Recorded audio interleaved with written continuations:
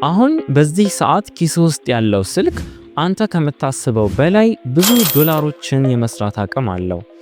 ማርክ ዙከንበርግ በእኛ ፎቶ ይነግዳል፣ እኛ ግን ዳታ እየገዛን እንከስራለን። ባለፉት ሳምንታት ከምርጥ 5 ስራዎች ውስጥ ሞር እናንተ ፎከስ አድርጋችሁ እንድትሰሩባቸው ያሰብኳቸውን 2 ምርጥ ስራዎችን አይቶኪና ቶሎካን አስተዋውቂያችሁ ነበር እና እንደሞከራችኋቸው ተስፋ አድርጋለሁ።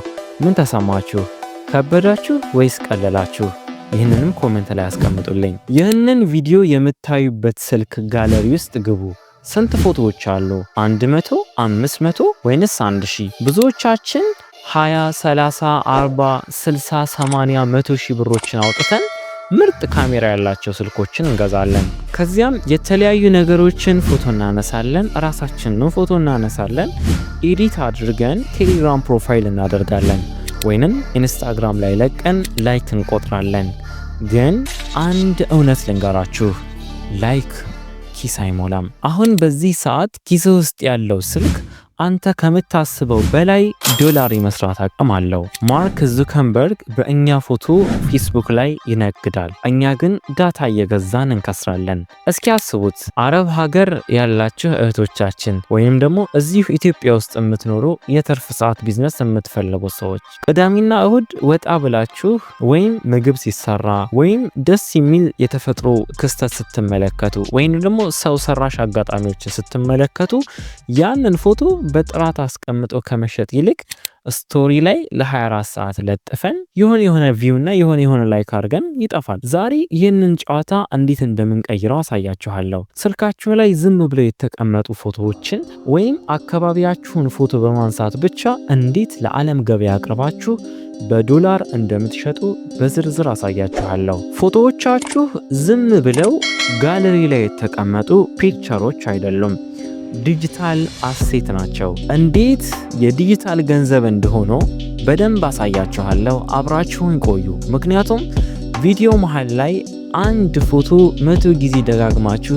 እንዴት እንደምትሸጡት የምነግራችሁ ወሳኝ የሆነ ሚስጥር አለ አውቃለሁ። አሁን አንዳንዶቻችሁ አረ ይህ ልጅ አበደ እንዴ፣ እኔ ዝም ብዬ በስልክ ያነሳሁት ፎቶን ማንም የሚገዛኝ ብላችሁ እያሰባችሁ ሊሆን ይችላል። ነገር ግን መልሱ ቀላል ነው። ኮፒራይት ወይንም የቅጂ መብት የሚባል ነገር አለ።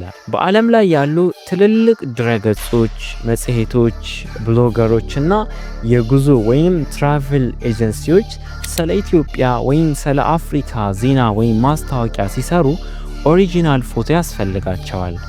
ከጉግል ላይ ያገኙትን ፎቶ በነፃ መጠቀም ለነሱ በሕግ የተከለከለ ነው። እነሱ ስለ ኢትዮጵያ ቡና፣ ስለ ኢትዮጵያ የገጠር አካባቢ አኗኗር ወይንም ስለ አዲስ አበባ የትራፊክ መጨናነቅ ፎቶ ቢፈልጉ ካሜራ ይዘው ኢትዮጵያ መምጣት ስለማይችሉ ከባድም ስለሆነ ቀላሉ መንገድ የግል ኦንላይን ያሉ ፎቶዎችን ይገዛሉ። እዚህ ጋር ነው አንተ የምትገባው። እናንተ ፎቶውን አንዴ ትጭናላችሁ፣ እነሱ ግን ለብዙ ዓመታት እየሸጡላችሁ ኮሚሽን ይከፍላቸዋል። ይሄ ነው ትክክለኛው ፓሲቭ ኢንካም ማለት። አንተ ተኝተህም ስራ ይሸጣል ማለት ነው። ግን አንድ ነገር እንግባባ፣ ይህ ስራ ሰው ጋብዙና ፎቅ ስሩ እንደሚባለው አይነት ተራ ወሬ አይደለም። ኦንላይን ስራ ማለት ክሊክ አድርገህ ፎቅ የምትሰራበት ጥንቆላ አይደለም። ልክ እንደ ማንኛውም ስራና እውቀት ጥረትንና ጊዜን ይጠይቃል። ብዙ ሰው ገና እንደጀመረ ዶላር እንዲዘንብለት ይጠብቃል። እውነታው ግን በፍጹም ይህ አይደለም።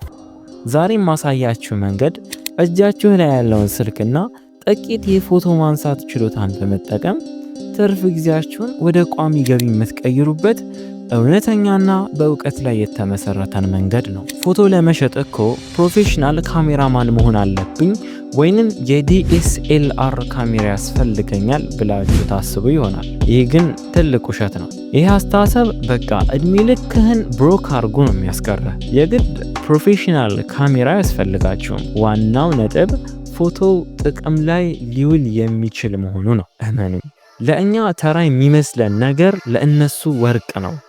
የዕለት ተዕለት ህይወት፣ እናት ምግብ ስታበስል፣ ተማሪዎች ሲያጠኑ ወይም ሰዎች ገበያ ላይ ሲገበያዩ፣ የኢትዮጵያ ውበት ለእኛ ተራ የሚመስሉን ባህላዊ ምግቦች፣ የቡና ስነ ስርዓት፣ አልባሳትና የመልክዓ ምድር እይታዎች ለውጭው ዓለም አርት ናቸው። ለምሳሌ ዝርዝር ነገሮች ወይም ማክሮ የሚባሉ ፎቶዎች አሉ። ንጹህ ባክግራውንድ ያላቸው የቢሮ እቃዎች፣ የተፈጥሮ ቅጠሎች ወይም የቤት ውስጥ ቁሳቁሶችም ይኖራሉ። ግን እዚህ ጋር ልትጠነቀቁት የሚገባው ነገር የእናንተ ሰልፊ ማንም አይገዛውም። የራሳችሁን ሰልፊ ለእናንተ ነው የሚያምረው እንጂ ለገዢው ምንም አይነት ጥቅም የለውም። ታሪክ የሚናገር ፎቶ ነው የሚፈለገው። ፎቶግራፍ ማለት የጊዜን ፍሰት አቁሞ ያንን ልዩ ቅጽበት በዘላቂነት መያዝ ነው። ስለዚህ ስሜትን የሚገልጽ ታሪክ ያለው ፎቶ አንሱ። አሁን ወደ ዋናው ጉዳይ እንግባ። የትኞቹ አፖች ናቸው ገንዘብ የሚያስገኙት ወደሚለው። የመጀመሪያውና ለጀማሪዎች በጣም ቀለል ያለው ፎፕ ይባላል። ፕሌይ ስቶር ላይ ገብታችሁ አውርዱት። ይሄ አፕ ሁለት አይነት እድል አለው። አንደኛው ሚሽንስ ወይም ደግሞ ተልእኮዎች ነው። ለምሳሌ ሃፒ ሞርኒንግ የሚል ቻሌንጅ ይመጣል። እናንተ የጠዋት ፀሐይ ወይም ቁርስ ፎቶ ታነሱና ያን ትልካላችሁ። ጠዋትን የሚገልጽ ደስተኛ የሆነ ጠዋትን የሚገልጽ የሆነ ማለት ነው። እና ያ ፎቶ ኮምፒቲሽን አለው፣ በጣም ክሬቲቪቲ ያለው፣ በጣም ጥራት ያለው መሆን አለበት ቻሌንጅ ላይ ስትሳተፉ ማለት ነው። ግን አሸነፋችሁ ማለት በአንድ ፎቶ ከ100 እስከ $500 ሊሸልሟችሁ ይችላሉ። ይሄ ማለት ከ10 ምናምን ሺህ እስከ 80 ምናምን ሺህ በአንድ ፎቶ ስልካችሁ ላይ ባነሳችሁት አንድ ሲምፕል ፎቶ ማለት ነው። ብዙ ሰዎች በተለያየ ስራ ላይ ትሆናላችሁ። የኦንላይን ስራ መስራት ትፈልጋላችሁ፣ ግን ምን መስራት እንደምትችሉ አታውቁም።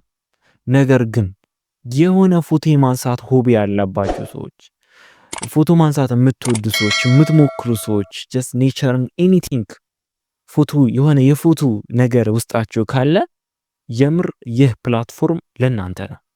የምር ሞክሩት። ሐሳቡም የሌላችሁ እስኪ ሞክሩት። ዛሬ ላይሆን ይችላል። ራሳችሁን በደንብ እንድታሻሽሉ የሚያደርጋችሁ የሆነ ፕላትፎርም ነው። ከዛ ገንዘብ ማግኘት ትችላላችሁ። ዛሬ ላይ ምናልባት ይህን ፕላትፎርም ተቀላቅላችሁ ይህን ኒች መርጣችሁ እየሰራችሁ በዚህ 1 ወር በዚህ 2 ወር ምንም ገንዘብ ላታገኙ ትችላላችሁ። ግን በእርግጠኝነት ህይወታችሁ ላይ የምትጨምሩት አንድ ስኪል አለ። ቀስ እያላችሁም ደግሞ እዚህ ፕላትፎርም ላይ እንዴት ገንዘብ ማግኘት እንደምትችሉ እናንተ ራሳችሁ ልምድ እያካበታችሁ ነው የምትመጡት። ስለዚህ አንድ በቀላሉ ገንዘብ የምታገኙበት የሆነ መስመር ዘረጋችሁ ማለት ነው እንጂ ዝም ብሎ እንደ ወንዝ የሚፈስ ዶላር የለም። የሆነ ስኪል ማዳበር፣ የሆነ ነገር መሞከር፣ እዛ ነገር ላይ ምን እኔ አድ ማድረግ እችላለሁ ብላችሁ ማሰብ እንጂ ጀስት ሰነፍተ ሆኖ የሆነ ነገር ሳይሞከር የሆነ ነገር ላይ ብቃታችሁን ሳታዳብሩ ገንዘብ አገኛለሁ ብላችሁ ባትጓጉ ይህን እመክራችኋለሁ። ገንዘብ ዝም ብሎ የሚገኝባቸው ፕላትፎርሞች እስካም ናቸው እንጂ እውነተኛ አይደለም። ከሆነ ሰው ዘርፈው ለእናንተ ሊሰጧችሁ ይችላሉ። ይሄ ደግሞ አንፌር የሆነ ነገር ነው። በዚህም ዓለም አይጠቅማችሁም፣ በፈጣሪም ዘንድ አይጠቅማችሁም። እዚህ ፕላትፎርም ላይ ስላለው ስለ ሁለተኛው ገንዘብ ማግኛ መንገድ ልንገራችሁ።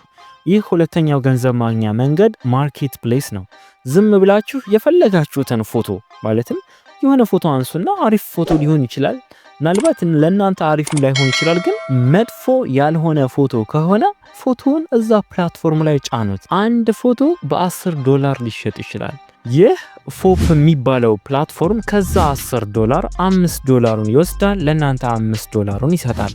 ጥሩ ፎቶ አንዴ ብቻ አይደለም ደጋግሞ 100 ጊዜም ሊሸጥ ይችላል። ሁለተኛውና ግዙፉ ደግሞ ሸተርስቶክ ኮንትሪቢዩተር ይባላል። ጉግል ላይ ሰርች ስታደርጉ ማለትም ፕሌይ ስቶር ላይ ሰርች ስታደርጉ ሸተርስቶክ የሚለውን ሳይሆን ሸተርስቶክ ኮንትሪቢዩተር የሚለውን አፕ ነው የምትጭኑት።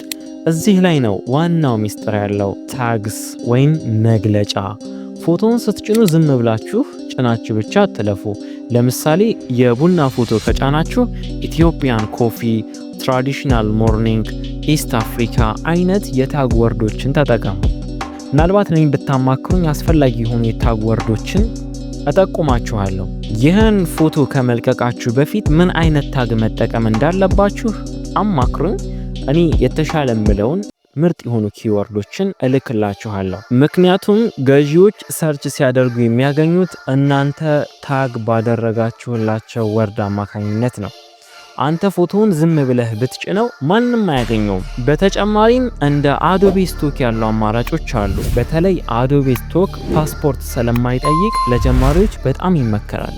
ስለዚህ እነዚህ ሶስቱን ጭናችሁ ሶስቱም ላይ ፎቶ እየለቀቃችሁ በየትኛው እንደሚሳካላችሁ አይታወቅም። ደጋግሞ የመሞከር ውጤት ነው በኦንላይን ስራ ገንዘብ የሚገኘው። ይህንን ቪዲዮ ሳትጨርሱ ሄዳችሁ ፎቶ እንዳትጭኑ። አሁን የምነግራችሁን ካላወቃችሁ አካውንታችሁ ባን ሊደረግ ይችላል። ገንዘብ ሊያስከለክሏችሁ የሚችሉ 3 ወሳኝ ህጎች አሉ። የመጀመሪያው ኖ ሎጎ። ምንም አይነት ሎጎ በፎቶ ላይ እንዲታይ አይፈለግም።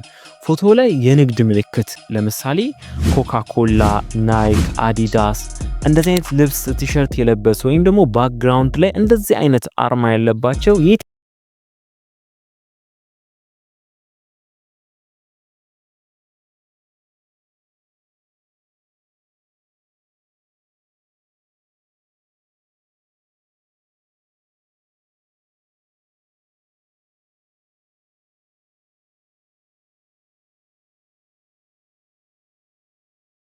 እንቅስቃሴን ከጀርባ ወይም እቃዎችን ወይም ኦብጀክትስ ላይ ብቻ ፎከስ አድርጋችሁ ብታነሱ ይመረጣል።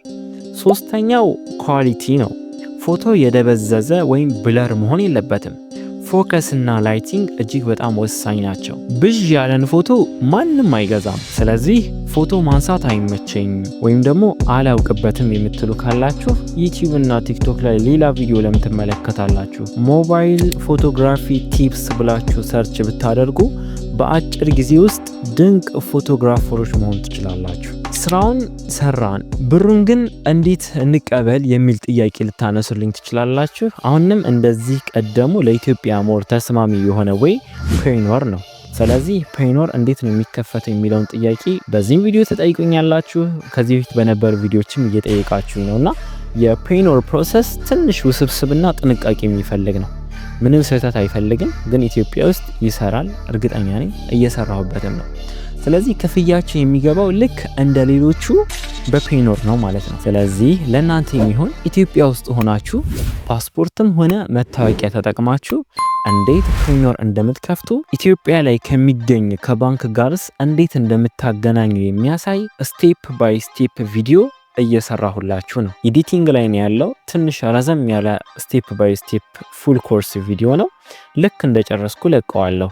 እንዳያመልጣችሁ አሁኑኑ ሰብስክራይብ አድርጋችሁ የደወል ምልክቱን ተጭናችሁ ጠብቁኝ። ደግሞም ስለ አፕሊኬሽኖቹ አወራረድና አጠቃቀም ዝርዝር መረጃ ከፈለጋችሁ ቴሌግራም ቻናሌ ፎሬኒኬር ወርልድ ላይ ጆይን በሉና መረጃውን ውሰዱ። እዛ ላይ ለጀማሪዎች ምርጥ የሆኑትን ሊንኮችና አከፋፈታቸውን የሚያሳይ የድምጽ ኖት አስቀምጥላችኋለሁ። አሁን ወደ ቪዲዮ እንመለስ። የስልክ ካሜራ ገንዘብ ማተሚያ ማሽን ነው። ይህን ነገር ልታምን ይገባል። መጀመሪያ ላይ ቁልፍ ያለው ራስ አንተ እጅ ላይ ነው። እኔ ጀስት መንገድ ማሳየት ነው እያደረኩ ያለሁት።